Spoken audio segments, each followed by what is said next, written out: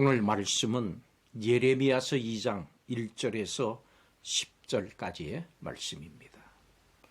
오늘 말씀은 세 가지 내용으로 이루어져 있습니다. 첫째는 국가의 파괴고, 두 번째는 종교 제도의 폐기고, 그리고 마지막 세 번째는 모든 시온의 백성의 고통입니다. 이런 모든 재난과 고통은 하나님으로부터 말미암은 것입니다. 하나님께서 국가의 기초와 종교의 제도를 파괴하셨습니다. 이로 인해서 모든 사람이 큰 고통을 당합니다. 하나님께서 진노를 거두지 않으신다면 결코 이 재앙에서 벗어날 수가 없습니다. 그래서 오늘 말씀은 하나님께서 행하신 심판을 묘사하고 있습니다. 여호와께서 국가의 기초를 흔드십니다. 이스라엘의 거처와 견고한 성체를 무너뜨리시고, 나라와 지도자와 제사장들을 멸하시고, 이스라엘이 자랑스럽게 여기는 모든 것을 제거하십니다. 유다의 종교적인 기초까지도 멸하십니다. 성전과 제의의 기초를 파괴하시고 적에게 넘기셨습니다. 이제 성전은 그 역할을 수행하지 못하게 됐습니다. 왕과 지도자가 포로로 끌려가고 선지자들은 더 이상 계시를 받지 못합니다. 살아남은 자들은 비참한 현실 앞에서 그저 탄식할 뿐입니다. 하나님은 유다의 근심과 애통을 더하시고 성벽과 성곽으로 통곡하게 하셨습니다. 10절에는 백성이 탄식하는 그 모습이 나옵니다. 백성의 장로들은 잠잠하고 티끌을 머리에 덮어쓰고 굵은 배를 허리에 둘렀고, 처녀들은 머리를 땅에 숙이고 탄식합니다.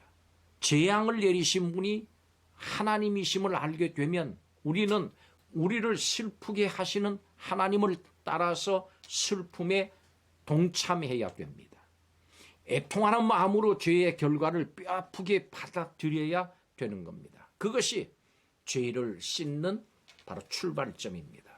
슬픔에 적극적으로 동참함으로 우리의 쓰라린 상처가 비로소 치유되기 시작합니다.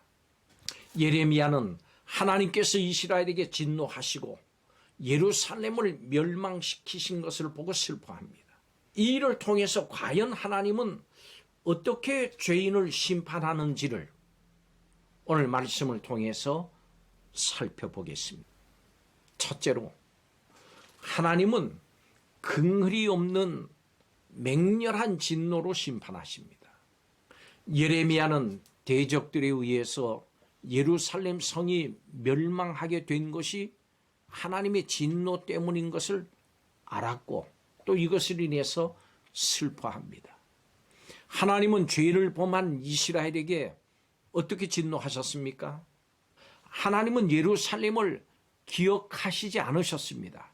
그래서 대적들로 하여금 야곱의 모든 거처를 삼키게 하시고, 견고한 성체들을 허물어서 다 엎으시고 이스라엘을 무력하게 만드셨습니다. 하나님은 이런 고통 가운데 빠진 이스라엘을 돕지 않으셨습니다. 하나님은 긍휼히 여기시지도 않고 맹렬한 진노로 심판하신 겁니다. 이렇게 하나님은 죄인들을 향해서 진노의 심판을 행하시는 하나님이십니다. 진노의 날 더 이상 하나님의 긍휼은 없습니다. 맹렬한 하나님의 진노만이 퍼부어질 겁니다. 집니다. 두 번째로, 하나님은 철저하게 심판하십니다. 이스라엘에 대한 하나님의 진노는 어느 정도였을까요? 오늘 본문 7절에 이렇게 말씀합니다. 여호와께서 또 자기 제단을 바라시며 자기 성소를 미워하시며 궁전의 성벽들을 원수의 손에 넘기셨으며, 이렇게 말씀합니다. 하나님의 진노는 하나님을 위해서 이스라엘이 지은 성소를 미워하실 정도였습니다. 여러분, 성소는 하나님이 당신의 이름을 두겠다고 하신, 또 그동안 백성들을 그곳에서 만나주시고 하나님의 뜻을 밝히신 장소입니다. 바로 그 성소를 버리실 정도로 깊이 실망하셨다고 하는 것은 이스라엘의 죄가 그만큼 크다고 하는 뜻입니다.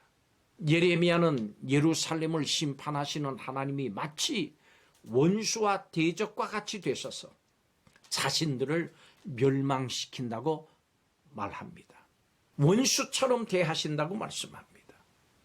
원수와 대적이 괴롭힌다면 당하는 자의 고통은 아주 클 수밖에 없습니다.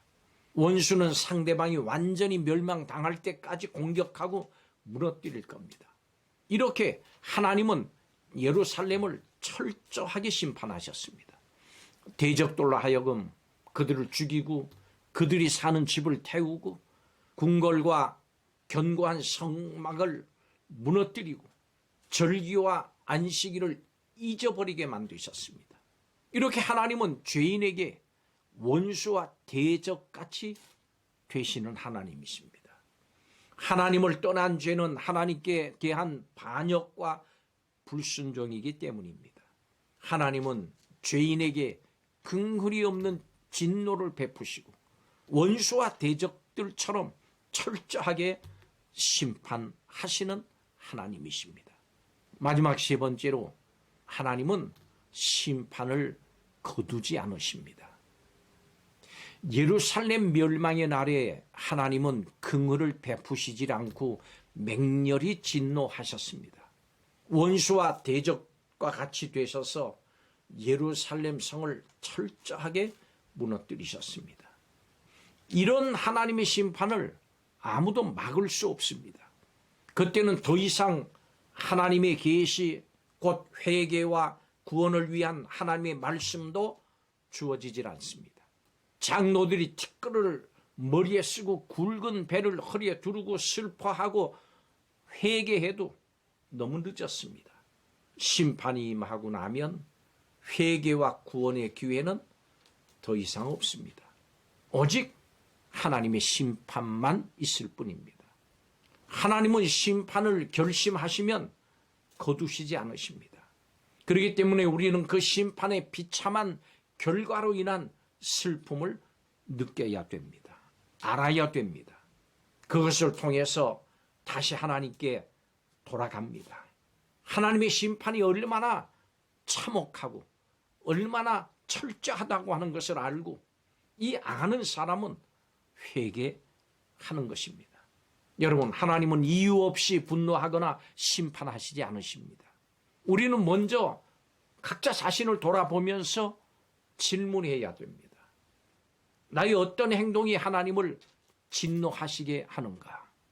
하나님의 눈으로 자신을 돌아보는 시간이 필요합니다. 하나님은 하나님을 떠난 죄인에게 긍휼 없는 진노를 퍼부으실 겁니다. 그렇기 때문에 하나님을 떠난 죄가 어떤 처참한 결과를 가져오는지 철저하게 깨닫고 애통하면서 회개하는 것, 이것이 우리가 살 길이고 이를 행하는 것이 마땅한 일입니다. 기도하겠습니다. 죄인일 뿐 아니라 하나님과 원수였던 우리를 예수님 안에서 용서해 주시고 자녀로 삼아주신 것을 감사를 드립니다. 지금도 회개하고 하나님께 돌아가면 용서해 주시고 은혜를 베풀어 주시는 때인 것을 믿습니다. 그러나 이 은혜를 베푼 세상에 오늘 말씀을 통해서 진노의 날에 죄인을 긍휼히 여기지 않으시고 원수같이 되셔서 철저하게 심판하시는 하나님을 또한 알게 하셨으니 우리 자신을 돌아보고 애통하며 회개하는 시간들을 갖게 하여 주시옵소서. 예수님의 이름으로 기도하옵나이다. 아멘.